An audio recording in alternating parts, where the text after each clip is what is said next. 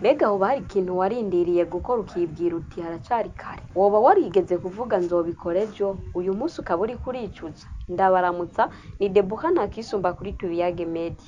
Hari abantu benshi batakaza amahirwe yabo, atari uko batishoboye, ahubwo ari kubera ijambo kurindira. Hari umusore yakunda kwandika ivyiyumviro vyiwe vyiza cane, ariko ntiyigera abishira mu ngiro. Hari n'uwundi musore yakunda umukobwa, ariko akibwira ati ndacitegura. Hari n'uwundi mupapa yiyumviriye ivy'ubudandaji, ariko akibwira ati nzotangura mu mwaka uza.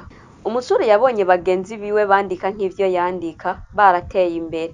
Uwo wundi musore yakunze umukobwa, yisanga wa mukobwa yarashinze ugwiwe. Umupapa yifuza ivy'ubudandaji, yasanze isoko yaruzuyemwo abandi. Kurindira birashobora kuba ikintu ciza, ariko kurindira igihe cose birashobora gutakaza amahirwe yo gutera intambwe mw'iterambere. Ndacarindiriye, mu vy'ukuri uriko uratinya. Kandi uko urindira, hari uwundi ariko arabikora.